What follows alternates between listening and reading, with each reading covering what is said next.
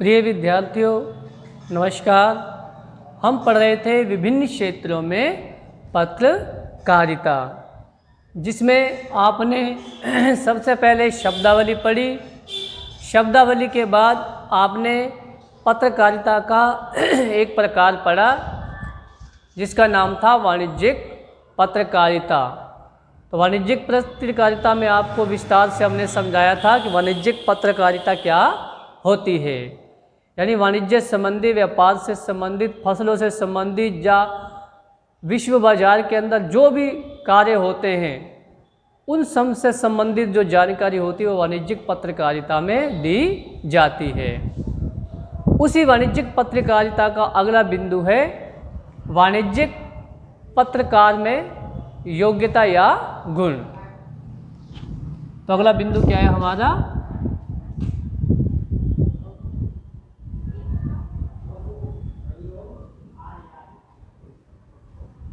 वाणिज्यिक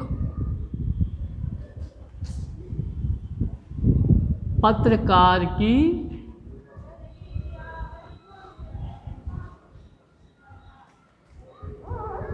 योग्यताएं।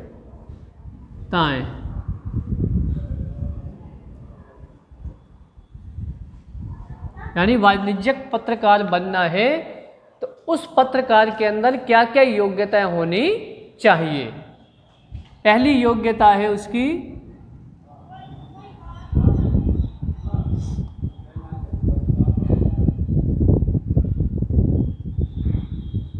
अर्थशास्त्र के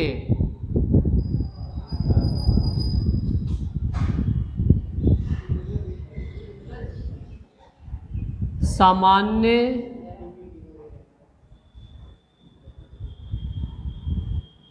सिद्धांतों की या सिद्धांतों का ज्ञान होना चाहिए। पहला बिंदु, यानी अर्थशास्त्र से संबंधित जितने भी सिद्धांत हैं, जितने भी नियम हैं, उन सब का ज्ञान या जानकारी उस पत्रकार को होनी चाहिए, तभी वो अच्छी तरह से वाणिज्यिक पत्रकारिता में लिख पाएगा। दूसरा बिंदु है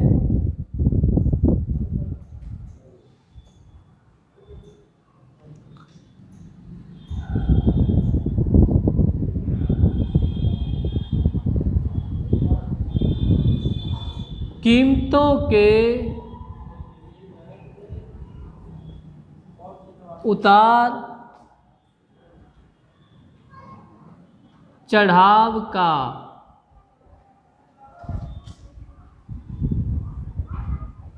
ज्ञान होना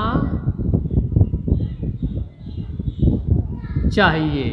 अर्थात विश्व बाजार में किस वस्तु की वर्तमान में क्या कीमत है या किस वस्तु में क्या कीमत में कमी आई है, इस सब का ज्ञान उसे होना चाहिए। तीसरा बिंदु है इसका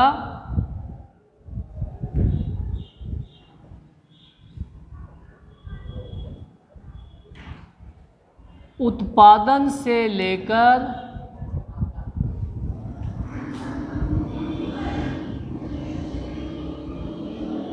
वितरण तक की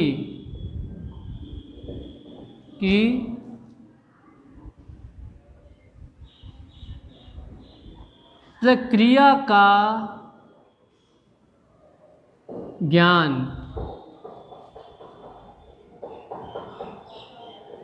उसे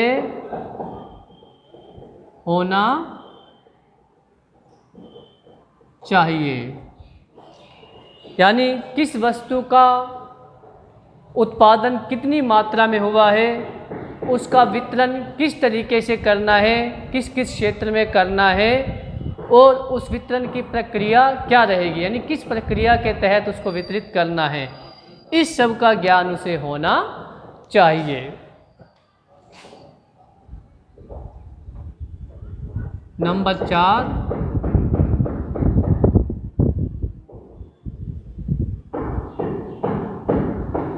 विश्व बाजार में मुद्रा की दरों का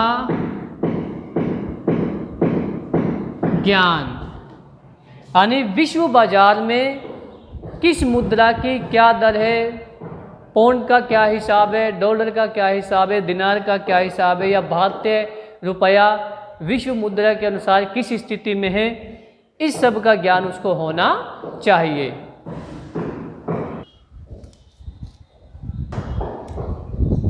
पांचवा बिंदु है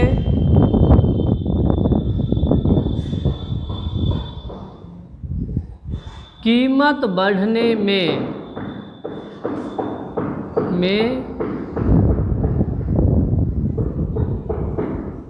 दलालों की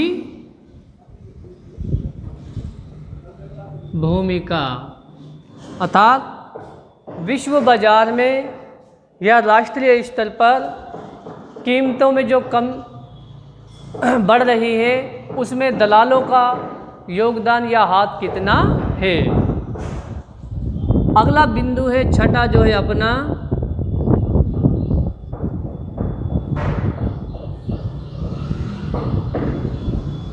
पेट्रोल की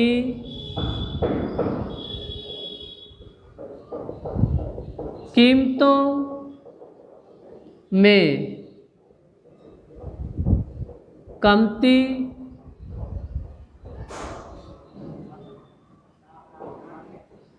बढ़ती में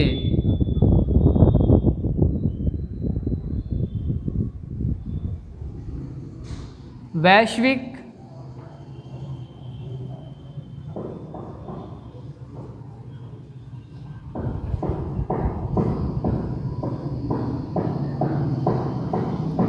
विश्व बाजार पर पड़ने वाले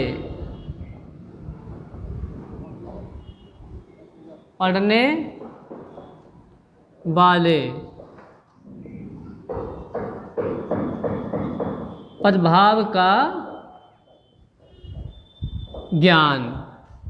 छठा बिंदु है, यानी ये जो पेट्रोल या डीजल की कीमतें हैं महीने में या 15 दिन में घटती बढ़ती रहती हैं, तो पेट्रोल की कीमतों में कमी आना या बढ़ने से विश्व बाजार पर उसका क्या प्रभाव पड़ता है। क्या विश्व बाजार की वजह से ही उसकी कीमतों में कमती होती है या बढ़ती होती है, या विश्व बाजार किस स्तर पर चला जाता है, इस सब का ज्ञान भी उसे होना चाहिए। तो ये था वाणिज्यिक पत्रकार की क्या है योग्यता। अगर वाणिज्यिक पत्रकार बनना है तो उसके अंदर इन योग्यताओं का होना बहुत ही ज़रूरी है। तो एक बार इसका स्क्रीनशॉट ले ले ताकि इसको मिटा सकें।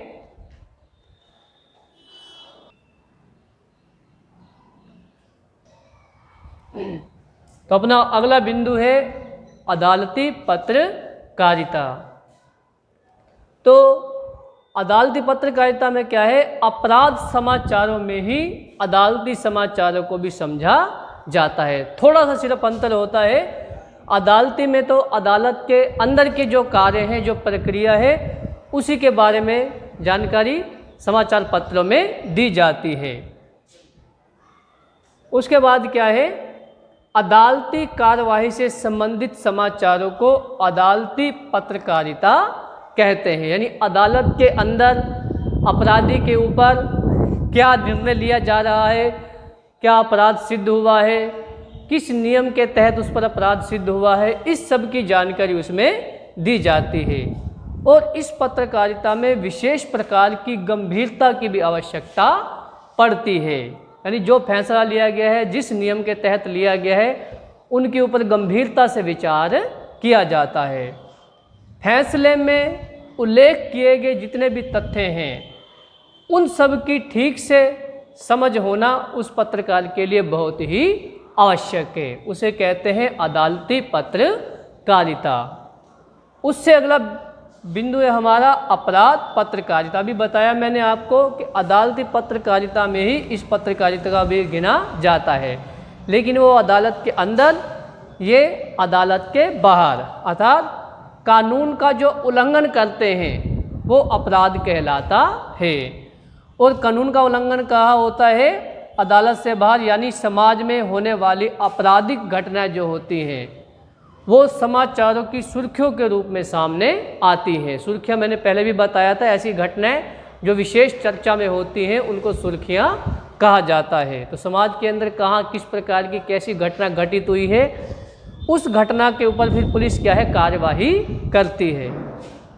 इस पत्रकारिता के लिए कानून तथा उसमें होने वाले कार्य की जानकारी आपराधिक पत्रकारिता से जुड़े व्यक्ति को पूरी तरह होनी चाहिए कि पुलिस किसको गिरफ्तार कर रही है, क्यों गिरफ्तार कर रही है, गिरफ्तारी के बाद उसको वो कहाँ ले जा रही है, उस पर क्या कार्यवाही आगे जाकर की जाएगी, किस नियम के तहत, किस धारा के तहत उसको गिरफ्तार किया गया है, ये सारी जानकारी उसको होनी चाहिए। तो प्रिय छात्रों, आज के लिए इतना ही, इससे आगे आपको कल पढ़ाएंगे।